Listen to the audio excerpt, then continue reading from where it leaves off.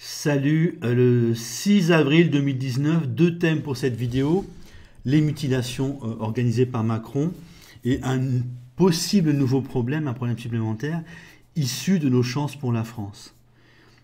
Les mutilations, j'ai dit dans la précédente vidéo qu'on était à peu près à 14 personnes qui avaient perdu un œil. Non, c'est 24. C'est-à-dire qu'entre l'acte 1 et 10, on a 6 personnes qui ont perdu un œil, et de l'acte 11 à 20, on en a donc 18. Ce qui signifie que les violences policières ont peut-être triplé. Comme de l'acte 1 à 10, on a eu 100 mutilés, il est possible que de l'acte 11 à 20, on ait eu 300 mutilés. Il est possible qu'on soit aujourd'hui, en début avril, à 400 mutilés. C'est-à-dire qu'une fois qu'on a commencé à parler des mutilations, une fois que l'ONU en a parlé, eh bien, les mutilations se sont accélérées. Donc j'avais fait le calcul, on avait 10 mutilés chaque semaine de l'acte 1 à 10. Et si les mutilations ont vraiment été multipliées par 3, on a 30, on aurait 30 mutilés chaque samedi. Depuis l'acte 11, de l'acte 11 à l'acte 20. C'est monstrueux.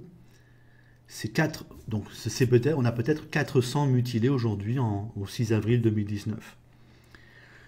Voilà, c'est monstrueux, hein, c'est ignoble.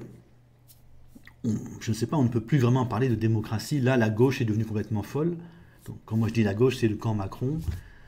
La gauche est devenue complètement folle. Bon, ça ne m'étonne pas, mais on voit comment, enfin, on le voit maintenant et on voit comment la société française évolue.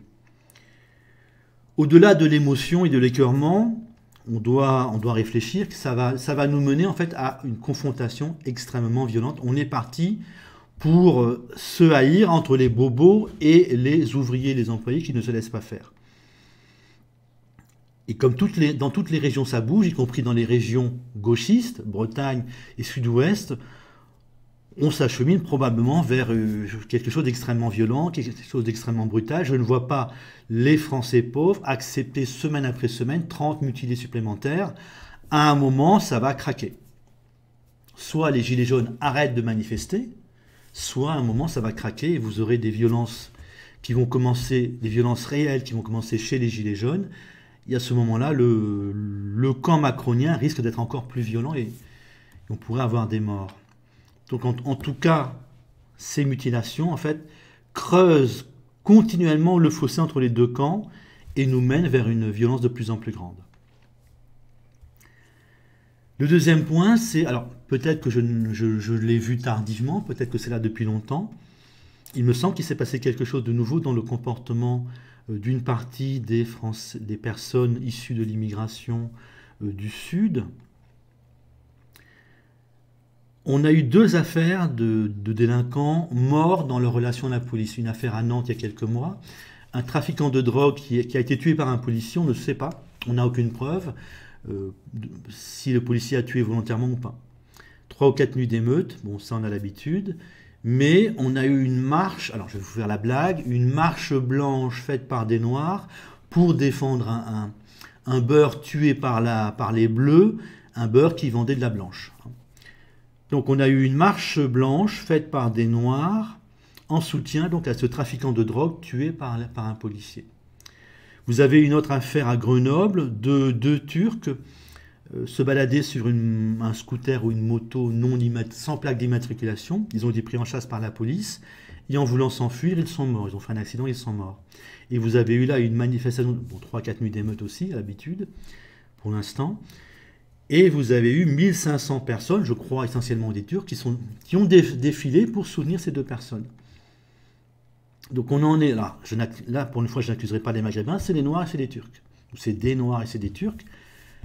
Mais on a donc, en gros, des gens dits normaux, apparemment normaux, qui soutiennent des délinquants. On en est là. Hein. On en est là, parce qu'on peut supposer que dans tous les quartiers de ce genre, une bonne partie de la population au moins commence à soutenir des délinquants. Donc si c'est nouveau, je n'avais jamais remarqué cela, si c'est nouveau, c'est une aggravation énorme de la situation, c'est-à-dire qu'on a maintenant des tas de Noirs, de Turcs et peut-être de Maghrébins qui sortent complètement des règles françaises et qui deviennent un problème.